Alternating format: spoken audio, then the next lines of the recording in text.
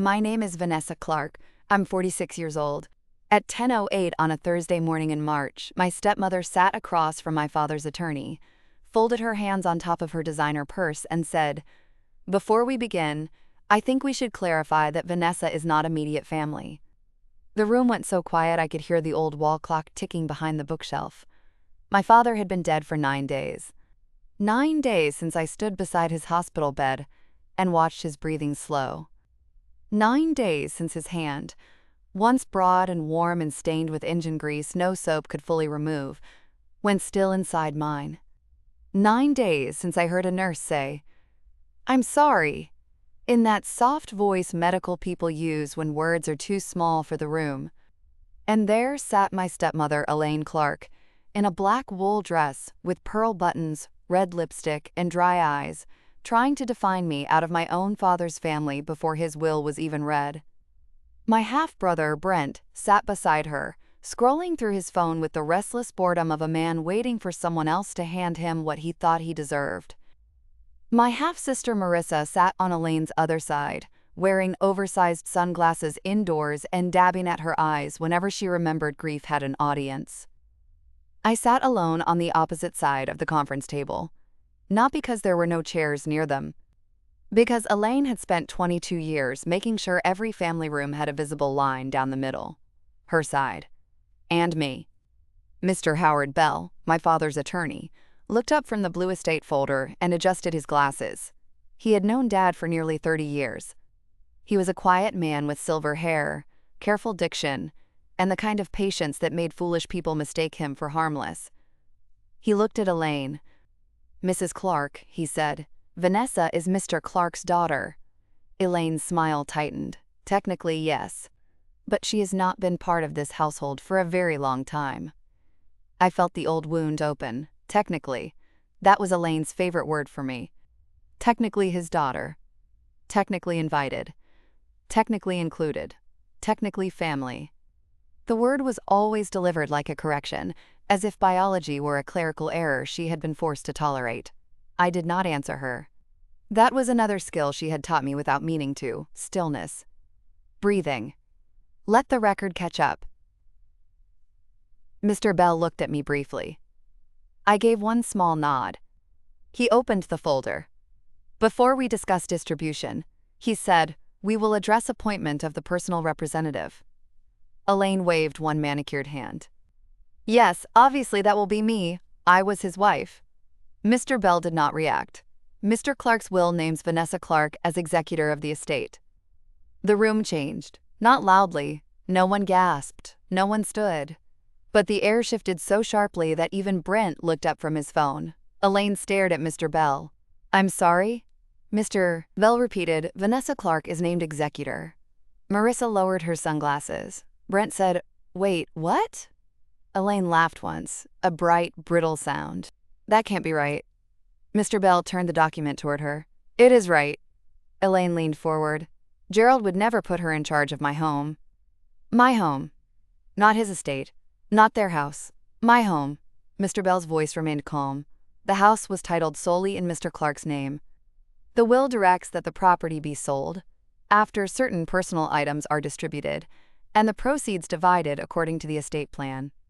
Vanessa, as executor, controls the estate timeline, account reconciliation, inventory, creditor notices, and sale process." Elaine's face lost color. For 22 years, she had told me I was not really family. For 22 years, she had pushed me out of birthdays, holidays, vacations, photos, decisions, and hospital conversations. For 22 years, she had acted like my father's love was a house she had bought and locked from the inside, and now my father's will had handed me the key. I looked down at the copy in front of me. Vanessa Clarke, executor. My name was there in black ink. Not technically, legally. Dad had chosen me, not to punish her, not to hurt Brent or Marissa, but because, as Mr. Bell would later read aloud from a letter attached to the will, Vanessa knows the difference between grief and greed. This is that story. Before I tell you how my stepmother learned that calling someone an outsider does not remove their name from the will, tell me where you are watching or listening from, and what time it is there.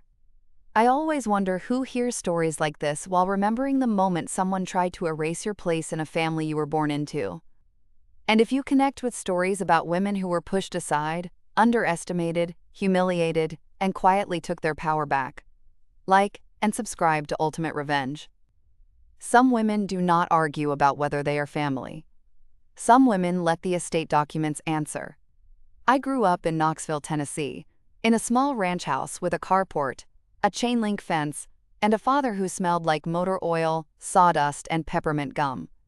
My mother died when I was 8. Her name was Catherine Clarke, and most of what I remember about her comes in fragments. Her blue robe, her soft humming in the kitchen, her hands braiding my hair before school, her laugh when Dad burned pancakes and tried to convince us they were, quote, campfire style. Cancer took her in a way that made adults whisper and children pretend not to understand. After she died, Dad and I became a little team, Gerald and Vanessa. Saturday grocery runs, Sunday laundry, homework at the kitchen table while he paid bills, microwave dinners when he worked late, birthday cakes from the grocery store that he tried to decorate himself, badly, with frosting flowers that looked like small accidents. He was not a perfect father. No one grieving while raising a child alone is perfect. He forgot spirit days, packed strange lunches, once sent me to school with 2 left shoes because I had left them by the door and he was too tired to notice. But he showed up. He came to every parent-teacher conference with his work shirt still on. He learned to braid badly. He cried in the garage when he thought I was asleep. He loved me in practical ways because that was the only language he trusted after losing Mom. The symbolic object in this story was my mother's cedar jewelry box.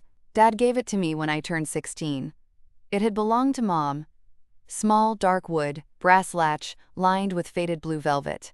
Inside were her wedding earrings, 2 silver bracelets, a locket with a tiny picture of Dad, and a folded note in her handwriting.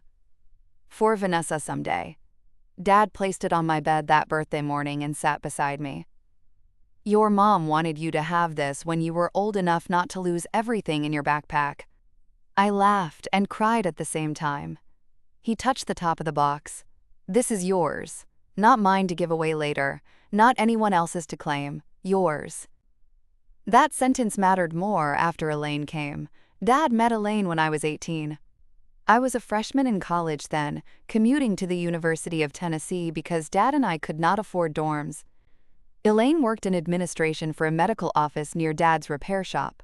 She was pretty, polished, and very interested in making Dad feel like a man whose life could become orderly again. At first I wanted to like her. I really did. Dad had been lonely for 10 years. I was old enough to know he deserved companionship beyond eating dinner with his daughter and watching old crime shows.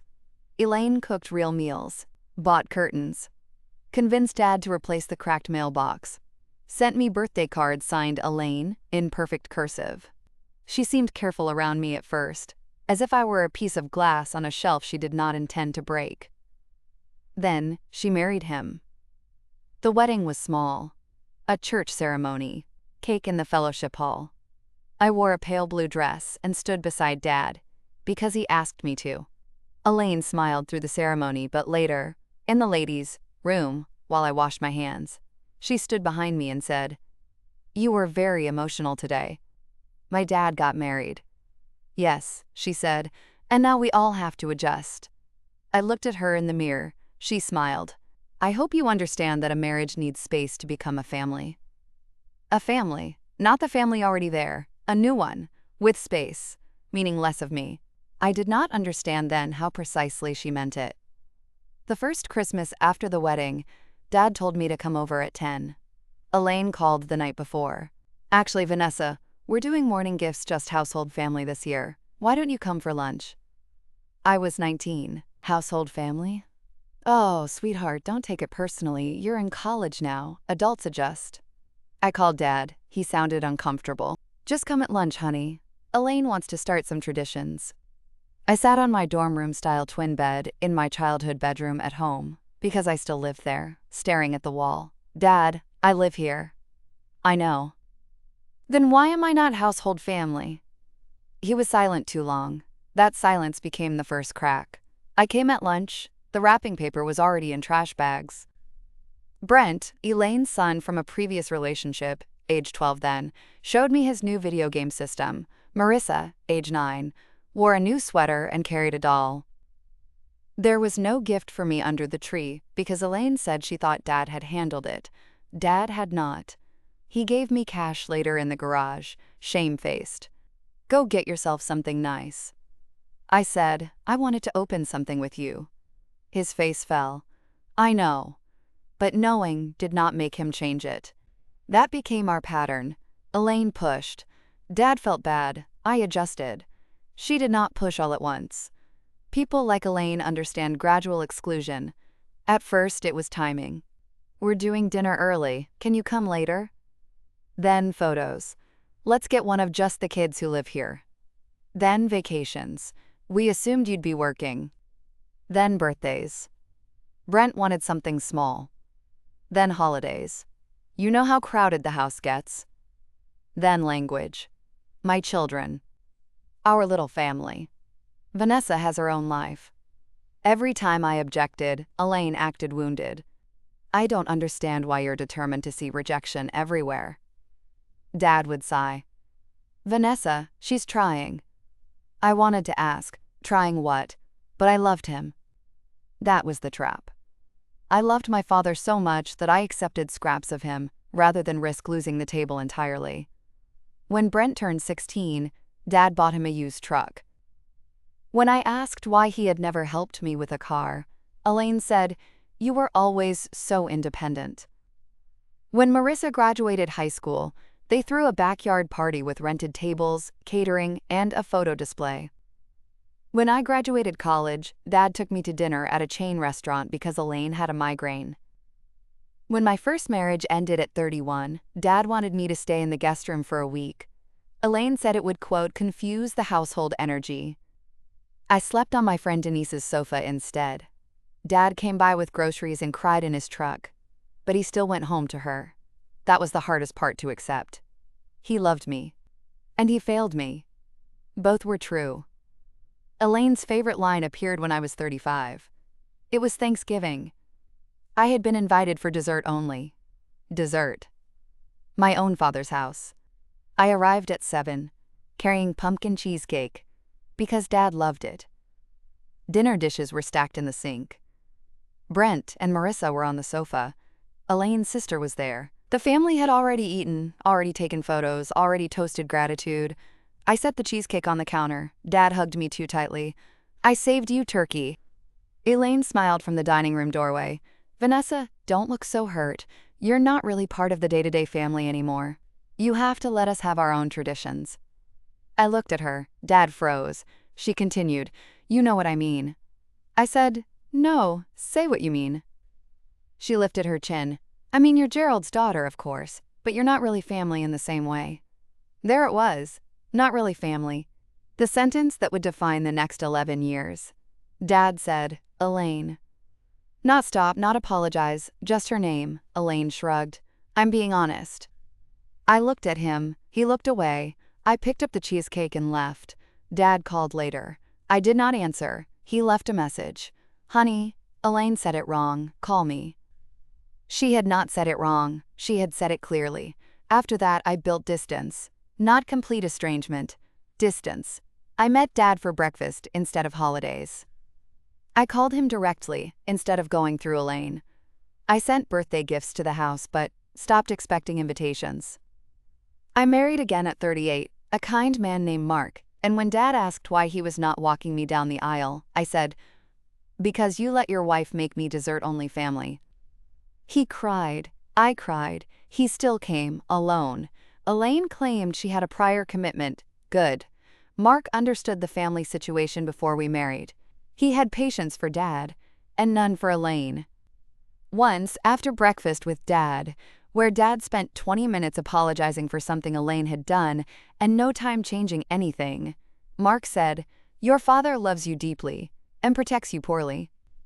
That sentence hurt because it was exact. Dad's health declined when he was 71. Diabetes complications first, then heart issues, then kidney trouble. Elaine controlled information like border security. If Dad went to the hospital, I found out after discharge. If medication changed, she said, "We have it handled." If I asked to attend appointments, she said, "That's a wife's role." I said, "Daughter is not a retired position." She smiled. "Of course not. But there are boundaries."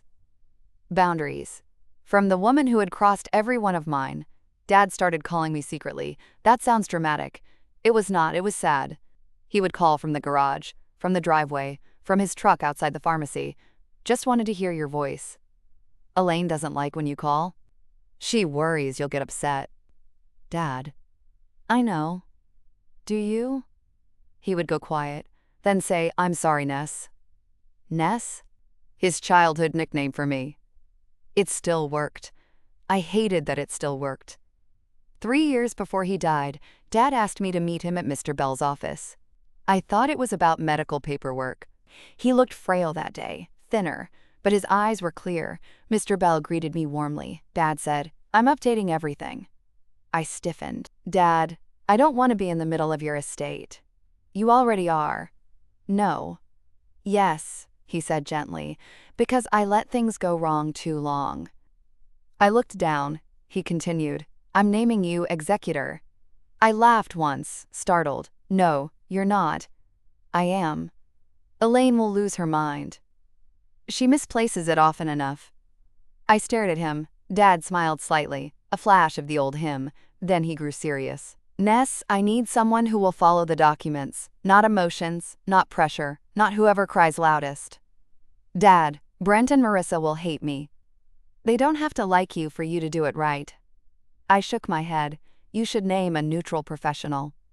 I considered it. Howard said I could. "But I want you because you know what is fair, and because you will not steal from them even after how they treated you." That sentence lodged in my chest. I whispered, "Why now?" Dad looked older than I had ever seen him. "Because I should have protected your place when I was alive. I can at least protect my wishes when I'm gone." I cried then. Angry tears, late tears, daughter tears. "Dad, that doesn't fix it." "I know." "It doesn't give me back Christmas mornings." "I know." "It doesn't make me family in that house." His eyes filled. "You were always family." I was just too cowardly to insist everyone act like it. There it was, the apology I had wanted for decades. Not complete, not enough, still real. I agreed to serve. Not because I wanted power. Because Dad asked me with truth in his hands. The estate plan was clear. Elaine would receive certain marital assets, personal belongings, her own accounts, and a designated portion of investment funds. She could remain in the house for 6 months after Dad's death, provided she cooperated with inventory and sale preparation, maintained insurance, did not remove estate property beyond listed items, and allowed access for appraisal and maintenance. The house would be sold, proceeds divided, a portion to Elaine, a portion to me, a portion to Brent, and a portion to Marissa, according to Dad's percentages. Dad was generous to all of us, more generous than Elaine deserved, perhaps, but that was his choice. I did not argue. He also attached letters. One for me. One for Elaine. One for Brent and Marissa. I did not read mine then. He told Mr. Bell to hold them. After, he said. After came on a cold Tuesday morning. Dad had been in the hospital for 6 days, with heart failure complications. This time, I found out because he called me himself from the hospital bed, while Elaine was downstairs getting coffee. "Ness?" he whispered. I drove there immediately.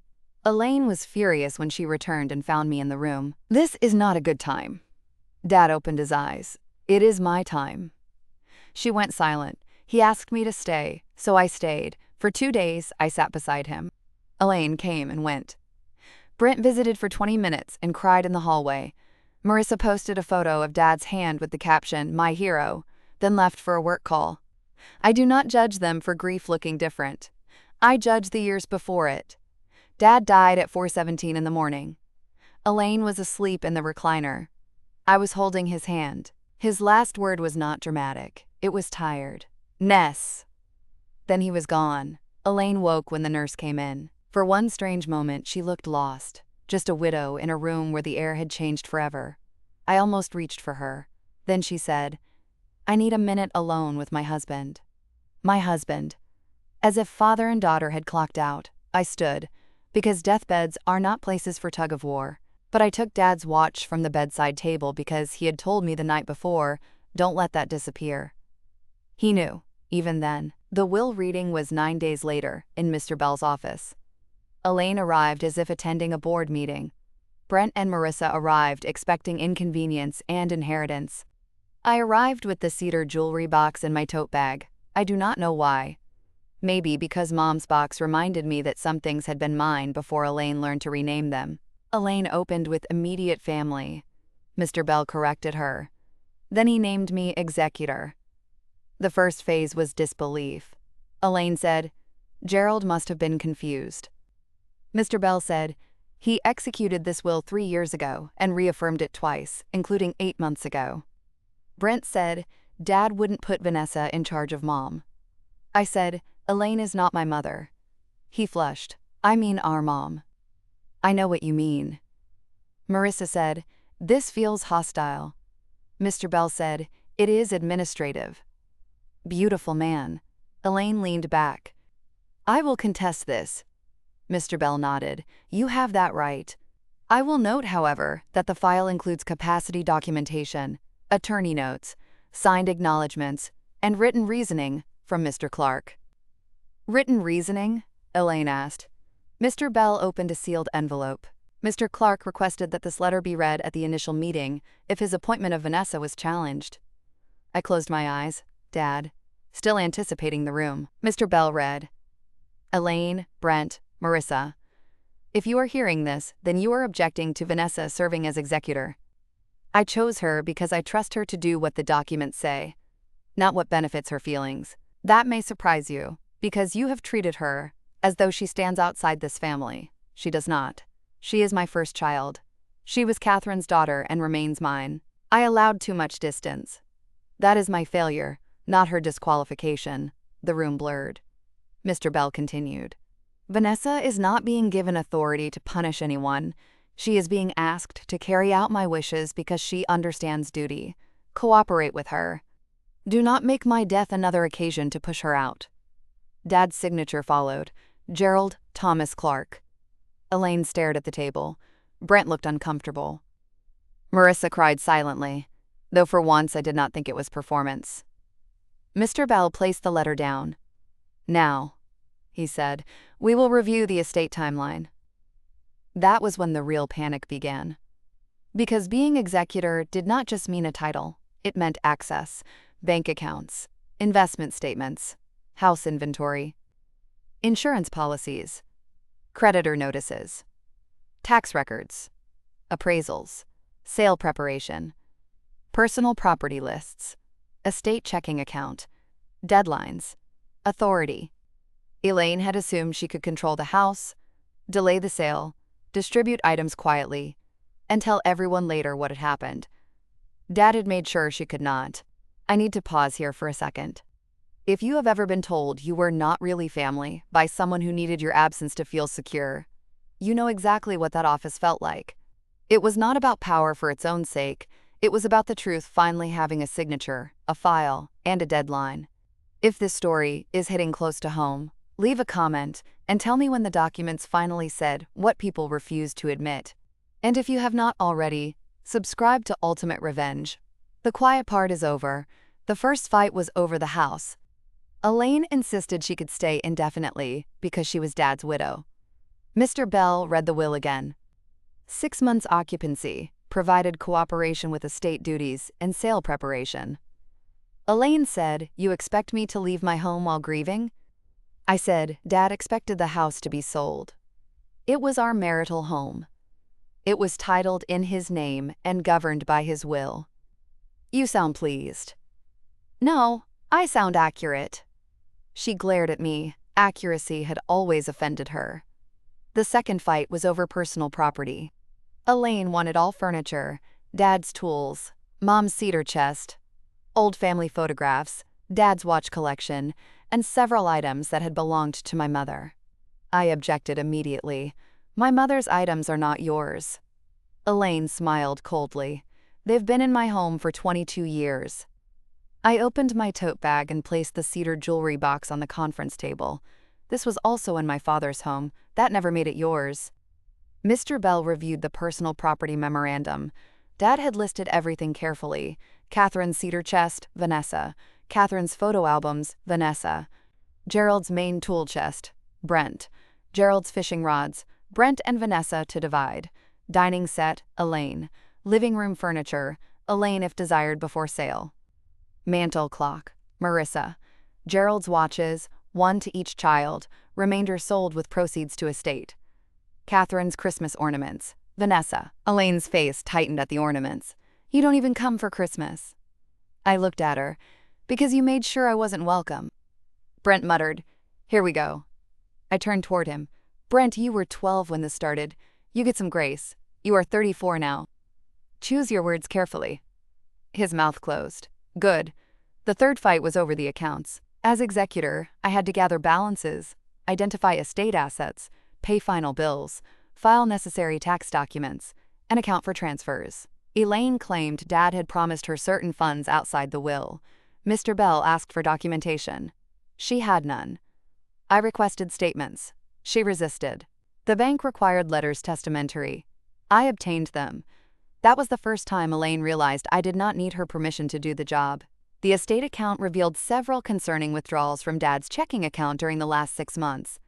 Not criminal automatically, but concerning. Large checks to cash. Transfers to Brent. Payments from Marissa's credit card. A jewelry purchase. Home renovation deposits that did not match visible work.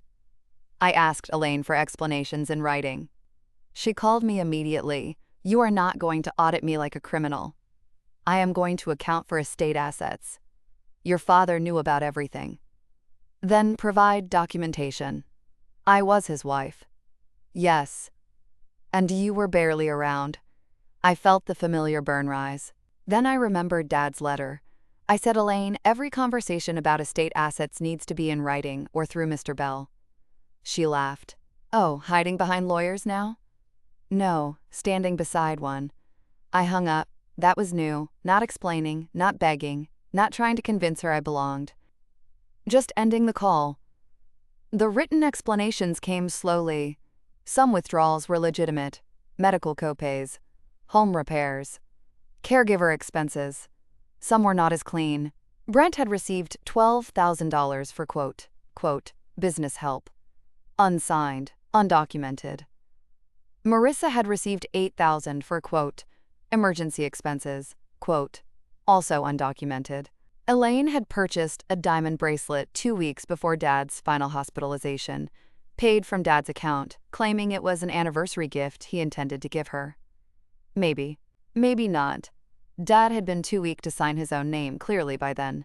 I did not accuse, I documented. I froze discretionary distributions until accounting was complete. That caused an explosion. Brent called. "Are you seriously holding up our money?" "Yes." "We have bills." "So does the estate."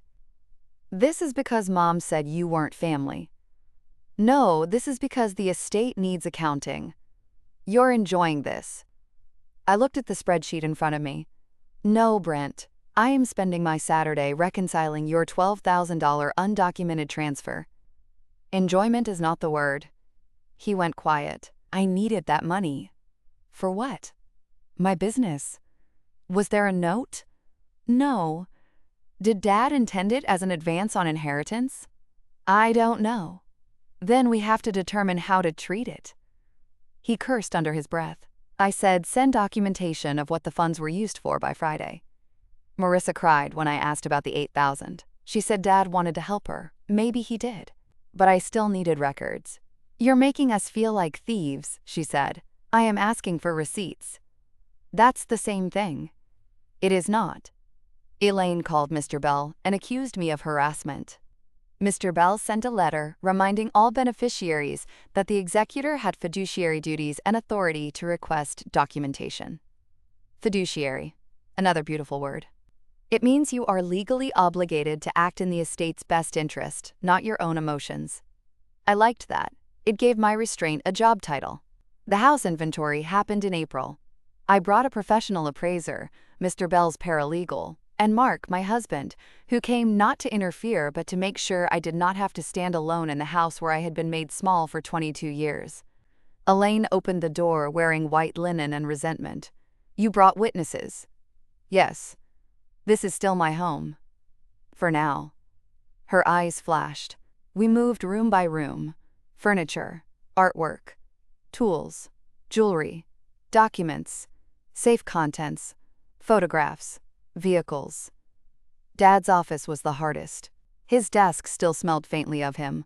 Paper, coffee, and the peppermint gum he kept in the top drawer. On the wall was a photo I had never seen before. Me at 6 years old, sitting on Dad's shoulders at the county fair, Mom beside us, laughing. I touched the frame. Elaine said, "That can go in the pile." I looked at her. "This is mine." She shrugged. "I'm sure there are copies." "There are not." "How do you know?" "Because I was there when the picture was taken." She looked away. In the back of Dad's desk drawer, I found another envelope with my name, Vanessa. My hands shook. Mark stood beside me. "Do you want to open it later?" "Yes." I placed it in my bag.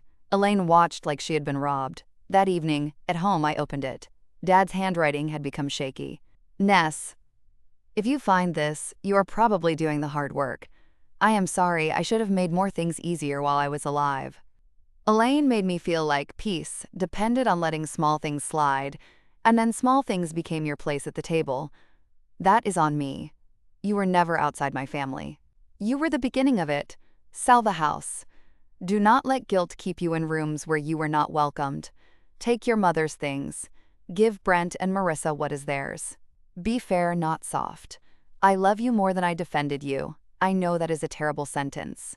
I hope the love still counts for something. Dad. I read it once, then again. Then I put it on the table and cried with my whole body. Mark sat beside me without trying to turn the pain into comfort too quickly. Finally, he said, he told the truth. "Yes. Late. Yes. But truth." I nodded. That letter became my anchor. Be fair, not soft. The house sale preparation began in May. Elaine delayed everything she could. She canceled the first realtor appointment, claimed illness during the second, refused access for the photographer, moved boxes into rooms already staged, told neighbors I was forcing a grieving widow onto the street. Then she posted online. "After losing my husband, I'm now being pushed from my home by someone who was never really part of our daily family. Pray for dignity." There it was again, never really part. This time, I did not stay silent. I posted one paragraph. My father's will allows Elaine 6 months in the house with cooperation towards sale. I am executor, because my father named me executor. I am following his written instructions. Please do not mistake estate administration for cruelty. No details. No insults. No drama. Then Aunt Denise, my mother's sister, commented, "Vanessa was Gerald's daughter before Elaine entered the family. That should not need explaining." I cried when I saw it, not because I needed public defense, because someone said it where Elaine could not edit the room. The realtor finally got access after Mr. Bell sent a formal notice. The house was tired, more tired than Elaine had admitted. Roof near end of life. Water damage under a bathroom window. Outdated electrical panel. Basement moisture. Dad had hidden some of it out of pride, and Elaine had hidden the rest because appearances mattered more than maintenance. The listing price had to reflect repairs. Elaine blamed me. "If you had cared about your father, you would have helped maintain it." I stared at her. I was not allowed in the house. She had no answer. The buyers came quickly anyway. The neighborhood was desirable, the lot large, the bones good. A young couple made a fair offer, slightly under asking, with reasonable inspection terms. I accepted on behalf of the estate after consultation. Elaine wanted to reject. "Too low." I asked, "Are you prepared to pay carrying costs, repairs, taxes, insurance, and utilities while we wait?" She said, "That's estate expense." "Yes." "Which reduces everyone's proceeds." Brent said, "Take the offer." Marissa nodded. Elaine glared at them. Money clarified what family loyalty could not. The accounting meeting happened before closing. Mr. Bell gathered us again. Elaine arrived colder than ever. Brent looked subdued. Marissa looked tired. I sat with the estate ledger. Mr. Bell reviewed all advances, distributions, expenses, reimbursements, and expected proceeds. The undocumented transfers to Brent and Marissa were treated as advances against their shares, not theft, because there was enough evidence Dad intended help, but not enough to ignore the amounts. Brent was angry until he realized arguing could delay his remaining distribution. Marissa cried but signed. Elaine disputed the bracelet. Mr. Bell explained that because of timing, unclear intent, and Dad's diminished capacity, the amount would be charged against her distribution unless she returned the bracelet to the estate. She returned it. In a velvet box. By mail. No note. The bracelet was sold with other estate jewelry. I kept none of it. Not because I was noble. Because I wanted nothing that had passed through Elaine's entitlement. I kept Mom's cedar chest. Her ornaments. The county fair photo. Dad's work jacket. One watch. The letter. The house closed in September. 6 months. Almost to the day. Elaine moved out 2 weeks before deadline, complaining to anyone who would listen that she had been displaced. She bought a condo with her share. Brent used part of his distribution to pay down debt. Marissa put hers toward her children's school expenses. I used some of mine to restore Mom's cedar chest and establish a small scholarship in my parents' names at the community college Dad had once hoped I would attend closer to home. Catherine and Gerald Clarke Family Scholarship. I debated including Dad. Then I did, because love and failure can occupy the same name. After the estate closed, I received one final letter from Mr. Bell.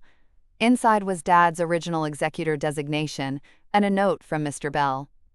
Vanessa, your father told me once that you were the person he trusted to do what was right, even when no one made it easy. He was correct. Howard Bell.